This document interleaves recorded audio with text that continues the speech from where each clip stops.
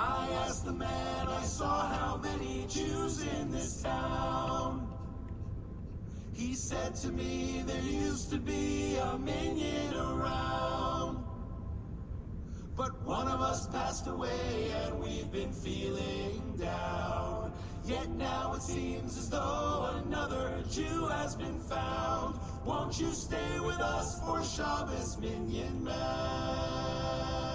Hello, everyone, and welcome to the MoPod, brought to you by Modate. Today, we're sitting down with Lenny Solomon, lead singer of Shlock Rock. How are you doing, Lenny? I'm great. It's great to be here. Okay, so very excited to have you on. Just want to hear more about your background, where are you from, and how did Shlock Rock start? Okay, so I'm from Queens, New York originally. Kew Gardens, actually, Kew Gardens, New York. And I went, I had my father took me for accordion lessons when I was 8 years old, and I started taking piano concurrently when I hit 15.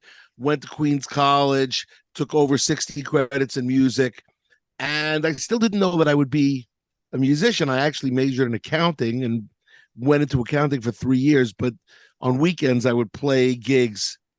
Then I started in '84. I released my first album. I formed a band with a couple of guys. We called it Kesher. Kesher is a Hebrew word which means connection, and it was like a top 40 contemporary Jewish rock band. I released 3 albums from there, and from there I spun off into Shlock Rock. Shlock Rock, of course, is Jewish song parodies and also original Jewish rock and roll. The two combined, kind of like Weird Al Yankovic goes Jewish, and the rest was history. In other words, when I put out the first Shlock Rock album in January of '86, I had no idea that it would become a living. And then 3 months later, people started writing to me, and it caught on. And then I put out a second one and a third one, and then people called and they wanted Shlock Rock in concert. And this was in 1988. And from '88 to '96, I did 100 shows a year. I went on tour with the guys, 100 shows a year from '88 to '96. Then I moved to Israel, which is where I live, in Beit Shemesh, Israel, which is 30 minutes from Jerusalem, 45 minutes from Tel Aviv.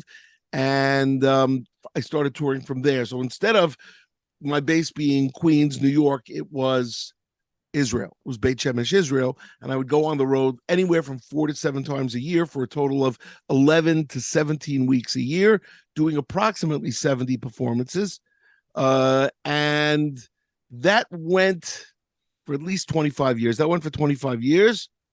And then Napster came in and COVID came in.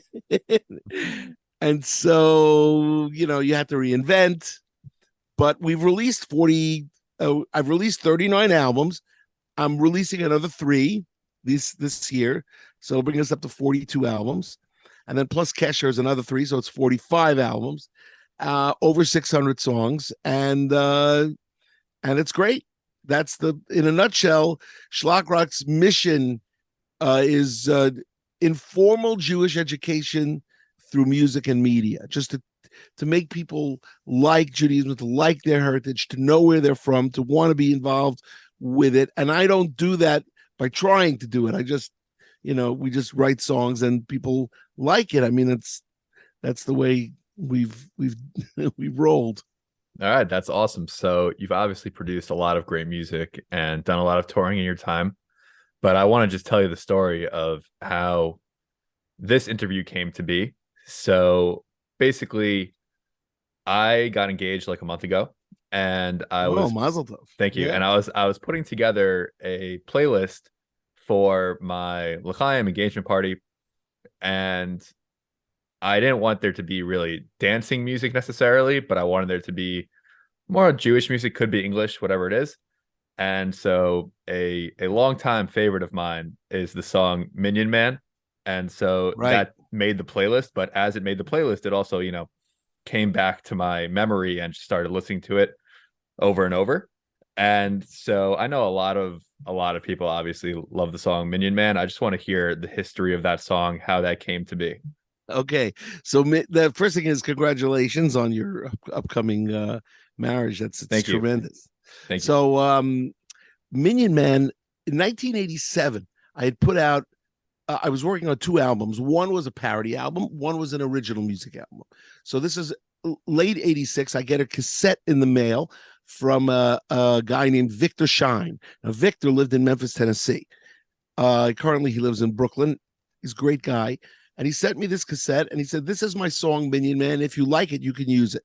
And I listened to it and I said, "You know what? This is good, but it needs some changes." So I made some changes.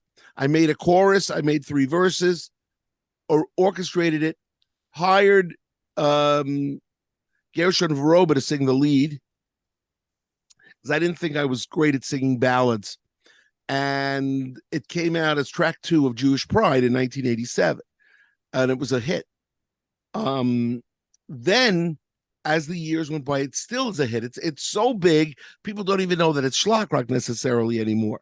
So in 2015, when I was doing Shlockapella, I went to the Maccabees. Would you guys like to guest on this thing? They said, yes, but only if you let us do the song Minyan Man with you. And I said, great. Number one is it gave me a chance to sing on the song because I had passed on it. You know, if you remember the whole story with Paul Simon and Art Garfunkel with Bridge Over Troubled Water, Paul Simon gave it to Art Garfunkel to sing, and he regretted it. I don't regret giving it to Gershon Veroba. He was great. But then I got a chance to do my own version with the Maccabees. And so in 2015, we released Minyan Man with the Maccabees, featuring the Maccabees. And also, we did a music video. So we did a music video back in '89, which I filmed not in Mobile, Alabama, because that's where the song takes place, but Birmingham, Alabama, because I had friends in Birmingham. So we went to Birmingham, Alabama. We filmed the video. And then in 2015, we used part of that footage. And then we shot new footage with the Maccabees, which was really good. And the song is a made-up story, even though it's happened in every community in the world, because as soon as you have a community where the shul is dying, where the synagogue is dying, because people are moving out, so the synagogue has to be closed down. And then inevitably you have 9 people waiting for one more. One person is, you're waiting for that 10th person to make the minyan. So, people always ask me, is it a true story? The answer is no, not in this case. He made up the story, but it is true. It's happened everywhere. Okay, so you definitely answered a lot of my follow-up questions. Is it a true story? Was going to be one of them. And also, okay. have you been to Mobile, Alabama, or just Birmingham? No, but I've been in touch with a new Chabad rabbi who lives there, and we talked about it, but I haven't gone there yet. I've played Birmingham, I've played Montgomery, but I have not played Mobile. So maybe next couple of years, we'll see. We'll see. Okay. I mean, I think definitely that could be a goal. That would obviously be a very meaningful thing. And so happens to be, we're recording during the Omer. You mentioned Shlockapella. Also, first, just want to hear more about the challenges of being a musician during the Omer, just things you've experienced and how you adjust to that. Okay, so for me, it was never a problem. The Omer was never a problem. The 3 weeks were never a problem. I must say that if you get hired, you're allowed to play because it's your income. That's number one. Mm-hmm. Not that we got hired during those times. We never really did.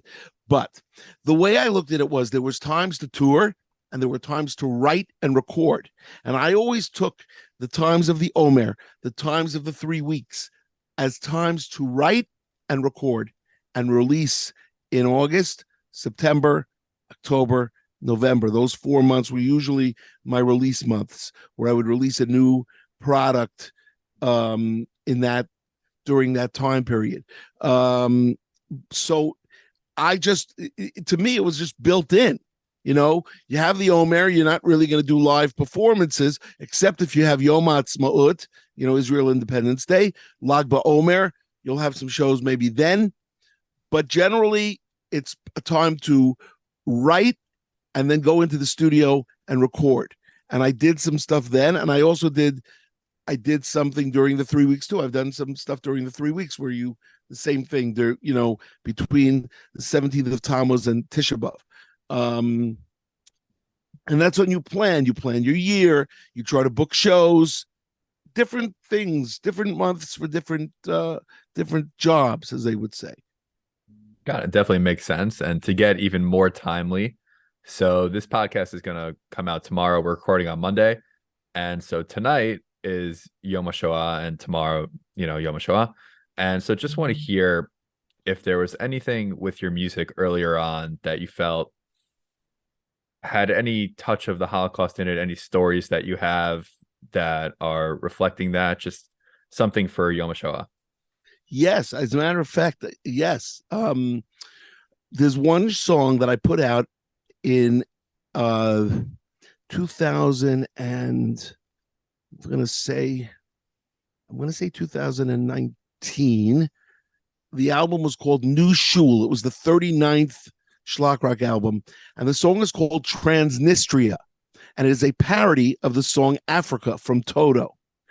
Transnistria was the Romanian concentration camp where they killed 400,000 Jews, but it's covered up. Nobody knows about Transnistria. As a matter of fact, my wife, who's an English teacher, is doing a lesson on Transnistria tomorrow. So, I wrote this song. Why? Because my grandmother, who escaped from Transnistria, was the only family member. She lost her whole family in Romania.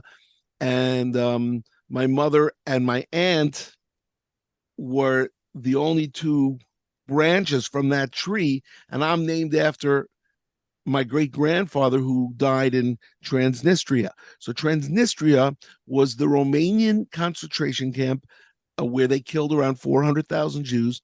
And I would tell people to go onto YouTube, type in Shlock Rock Transnistria, and you'll see the whole music video. It's very, very moving, and it teaches you about a concentration camp that the Romanians don't even take responsibility for killing Jews. They say it was the Germans, but it wasn't. It was them. They worked with the Germans. They were carrying out the orders of the Germans. And it's real kind of a disgrace, but what can you do? That's the way it is. Yeah, I mean, I've never heard of Transnistria, so definitely I would assume a lot of people also haven't heard. Right. So once a year I get to kind of wheel it out, and if you can go to the YouTube Shlock Rock Transnistria, Transnistria, Transnistria, exactly how it sounds, and you'll be able to watch the video and you'll see something. Okay, definitely recommend people check that out. I will as well. And so to move more into a lighter subject, so what exactly does Shlock Rock mean? I mean, I saw it on the website, but just want to hear from you. Right. So Shlock is a Yiddish word, which means used or secondhand. So for instance, let's say you need furniture, but you can't afford a new couch. So you go to Craigslist and you buy a used couch. In Yiddish, that would be a schlocky sofa. Yeah, it's schlock. It's schlock. Mm-hmm. Now, some people would say that's also the same thing like junk. You're calling it junk. Yes, you could say that, but I don't look at it that way. I look at it like Shlock Rock, secondhand rock. So because we took pop tunes, put new words to it. The words were new. The music was secondhand. Shlock Rock. That's how it came into my head. And I have no idea how, and I have no idea why. And the funny thing is it was a very controversial title for the band. When I first put my first album out, and I went to one of my partners from Kesher, and I said to him, I'm putting out an album called Shlock Rock. Do you want to invest with me? He said, only if you change the name. And I said, no, this is the name. He said, then I'm out. So it was me. And I borrowed money from my father and from my uncle and from my music teacher and from a friend, and used some of my own money, and Shlock Rock was born. And with that title, and through the years, I've had people say, Lenny, change the title, change the name. It's degrading, but I don't agree. It's not degrading. It's comedy a little bit. It's a little comedy. It's a little education, and it's what it is. It's Shlock Rock. Yeah, I mean, I don't think you should change the title. I think it's a good title. I like that it rhymes, and a lot of people are probably just learning what it means right now. So I don't think, and it makes sense. I mean, you do use secondhand music, so it's definitely applicable. So I'm wondering, do you prefer to write parodies or original music? I prefer to write original music because original music is both music and words that are original, and it's a lot more rewarding. However, I enjoy parodies too. There's a time and a place for everything. I enjoy parodies. Writing a parody is like writing a jigsaw puzzle. You have the words, you have to mirror the lyric in order to make it a legal song parody. And so, just to give you an example, when we did soup and challah candlesticks, kiddush is delicious. Every Shabbat meal we eat is really quite nutritious. Can I have some chicken served on Ima special dishes? Soup and challah candlesticks, kiddush is delicious. From the Broadway album, Shlock Rock, Almost on Broadway. That's a parody. Supercalifragilisticexpialidocious, soup and challah candlesticks, kiddush is delicious. Right? That's what you did. There were all the songs after, like the beginning. I was a little bit, lenient, where I did not. What's the word? I didn't really.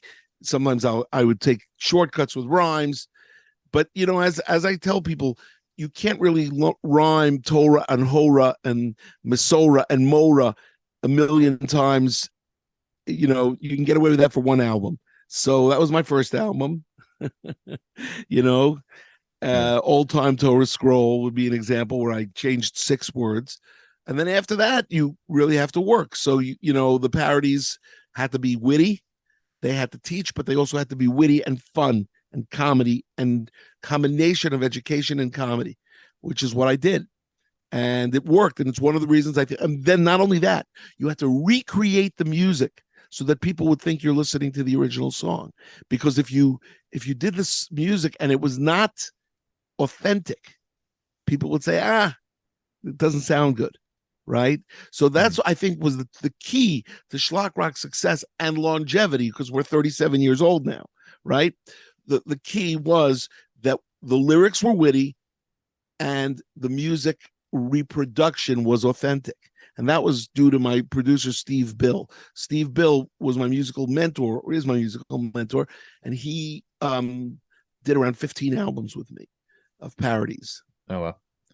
Okay, so you mentioned briefly your current projects and how COVID impacted things, music streaming impacted things. If you want to just touch upon more what you're doing now and how COVID changed your career. Yes, I will. Yes, good question.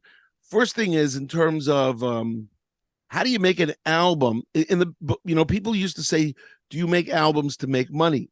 And the answer was yes. We made money on our albums. We actually ran a profit. Sometimes we doubled, sometimes we tripled our income. Not a great amount of sales. After all, it's Jewish. Yeah. You have to keep things in perspective. But we made money, and we did shows, and we had merch sales. And so from the time that Napster came in, which is around 2008, everything started going down and down and down until finally your sales are 2% of what they used to be. Okay, that's a problem, because now you can't really make an album and tell your investor, well, we're going to make money, because you're not. And so one of my benefactors, he said to me, you need to form a not-for-profit organization, a 501c3, so that you can get sponsors. They'll take a tax deduction and you'll be able to make projects. And so the Four Corners Project was formed. The number 4, www.4cornersproject.org, fourcornersproject.org. And that enables, we get donations and we're able to make albums. So that's the first thing. That was Shlock Rock. So the Four Corners Project is a not-for-profit model of what Shlock Rock is a for-profit model. Because Shlock Rock was a capitalistic for-profit venture where we would put out an album, and then I would have a quarterly report. How are we doing? How does it look? What are our sales like? How can we increase sales? And so on and so forth. As the sales became less of an issue because people just didn't buy music anymore. So now you have to think on your feet. And so the Four Corners Project enabled me to make new projects by getting donations. That's the first thing. Now, what about COVID? So COVID really killed music. and killed musicians, killed performances, but killed Broadway too, killed movies, right? Think about it. Who went? So what I did was I invested a little bit of money in it into some webcams, some lighting. What you're looking at is my set. The listeners can't really see it, but you know, my set, and I go on live from June 2020. I've done 250 live streams, and we average around 900 people a show, where we do 30 minutes, 20 to 30 minutes of music and talking. And people write to me during the shows. Not a great amount of people. Again, we have to keep it real. Yeah. In that it's Jewish, but we do we have lots of fans over the years, and it's great. It's great. So that's Lenny Solomon Live. That's a live stream show that we do because of COVID. Now, on top of that, if that's not enough, around a little while ago, I wrote a musical on the book of Daniel called Daniel in Babylon. And that is it's my hope and dream that we launch it this year, and it will become a hit, just like Les Mis, just like Joseph, just like Evita and Hamilton and Wicked and Book of Mormon. We have a musical that teaches the story of Daniel. It's the first 6 but it doesn't teach like a textbook. It teaches like a musical, meaning it's like a Shlock Rock project, except that I wrote 29 songs, all original, and it goes one into the next. It's a sung through musical, and we are hoping to do what's called a theatrical live stream. And this opened up because of COVID. So if you remember, Hamilton filmed their musical on stage, and then Disney bought out the rights and put it on Disney Plus. And that's how I watched Hamilton, because I didn't go to Broadway. There was no Broadway. Yeah, I watched Hamilton on Disney Plus. I thought it was good, Yeah, me too. I didn't think it was outstanding, meaning people think it's outstanding. Some people do. The problem is, for me, is that I need to sing songs. I want to be able to sing songs. Like if you take a look at Mary Poppins, the original, and Mary Poppins Returns, you can't sing one of the songs from Mary Poppins Returns. I don't remember any of the music. On the other hand, Mary Poppins, you have 10 hits. There are 10 hit songs on there, right? So the answer is a musical needs to have hit songs. I think I have it in this. So Daniel in Babylon, we are creating a theatrical live stream, still looking for investors. Hopefully it's going to happen soon, and we will launch it, and you'll hear about it. And hopefully it'll be a big hit.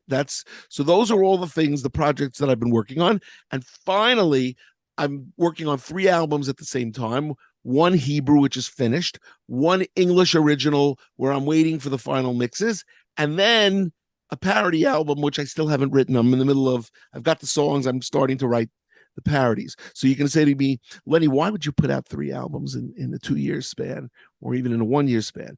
And the answer is because that's what I do. I love writing. The creation, more than the performance, the creation is my joy. So, and that's, I think I've answered all the questions. Yeah, for sure. So let me ask you more about the musical. So is the plan to do the launch well, you said it's going to be a live stream launch, but is there going to be the show in America, or yes, is it going to be it's in America. Oh, okay. That's the plan. In Los Angeles, we're hoping to do it in LA, and it's going to start off as a live stream, but also we're hoping it's going to be a road tour. There'll be a road tour. Eventually you get to Broadway. So how do you do that? How do you monitor what's going on in LA with the 10-hour time difference? Like, how do you keep track of everything going on? Well, I'll have to be there once we get the investor money. I'll have to be there for a little bit of time, but not too much. Gotcha. And so that is hopefully going to go live in the next year or so. Is that the goal? I'm hoping end of 2023, beginning of 2024. That's what I'm hoping. Yeah. Okay. Very nice. And so you mentioned that creating is your favorite part of this whole process. And is there anyone that you work with in terms of the writing of songs, or is it really just you who's writing songs these days? Most of the time it's me.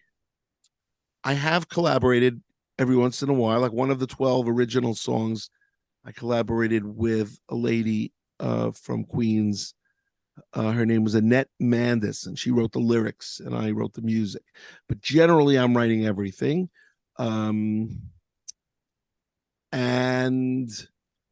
But I could collaborate. It's not a matter of but on the other hand, I kind of like doing it myself. You get into the habit. You know, I kind of like writing myself and writing my own music, my own words, and then what you do is you could bounce it off the band, make some changes. Got it. And what is your favorite song that you have written? Do you have one or no? I don't really have one. Usually it's the latest material. Got it. The latest material. I'm gonna say I don't have so parodies. There's a lot of parodies that I'm really proud of. Just throwing songs out into the sea. Gabayev the Shul. The Seder started. I'll be called Michal. We've got a strong desire, of course, which was all Jewish history in 42 lines. Then there's original music that I love. Am Yisrael Chai in Hebrew, Hine Matov, Streets of Jerusalem, Aliyah Dream, Trust in God. A lot of them I've got music videos too, which you can go to the Shlock Rock YouTube channel and check it out. But I don't have a favorite. They're all kind of, they each have a special place, and Got it. Yeah, definitely makes sense, and it's very nice. And I noticed on your site you have a Shlock Rock Hall of Fame, where you kind of just mention all the people that have helped you throughout the years. Yeah. How did you come up with an idea to do that? And do you think more people should do something like that? I definitely do. First thing is I think there should be a Jewish Rock Hall of Fame or a Jewish Music Hall of Fame. I 100% think that should be the case. For me, hakarat hatov, the recognizing of good, when people do good for you, to recognize it is very important. So the Shlock Rock Hall of Fame was always in my mind. Also, I'm a sports junkie. So, the Hall of Fame, you have to have a Hall of Fame. The Rock and Roll Hall of Fame, the Baseball Hall of Fame, the Hockey Hall of Fame, the Football Hall of Fame, all of that stuff. The Shlock Rock Hall of Fame, it was a natural. Now, and what I did was that I went back, the beginning, how we started, who helped me, who was the first engineer that I used, who were the backup singers, who were the musicians, and they all made it into the Hall of Fame, because without them, there ain't no Shlock Rock, But the guys that toured with me, because you get a lot of pleasure. First thing is, now at this point I play with different bands in all different cities. Israel, I've got a band, and I've got a band in Florida, and in LA, and in Chicago, and in Boston, and of course the New York, New Jersey, Connecticut area. But and each one of those guys brings something different to the table. Each one of those guys, it's great to play with them. They add, and you have to learn to let everybody breathe and to let everybody. So, like, a lot of the times when I'll go to a city and I've never played with a guy before, and I'll say to him, I'm not giving you a set list. Just use your ears and enjoy and have a good time. And they'll look at me, and some of them will say, no rehearsal. I go, we never rehearse. Because the truth is that I don't have to rehearse when I'm playing Under the Boardwalk. If they don't know Under the Boardwalk, that means they don't know any pop music. If they don't know Saturday Night's All Right for fight, Hanukkah Night's All Right for lighting, again, these songs, then they're not really able to play with me anyway. So what's a rehearsal going to do? But I always get good guys to play with me, and they have a good time, even the original music. All right, that's great. So we're going to move on to a segment we do here called the MoPod Lightning Round, where I'm just going to fire off some quick questions, and you tell me the first thing that comes to your mind. You ready? Okay.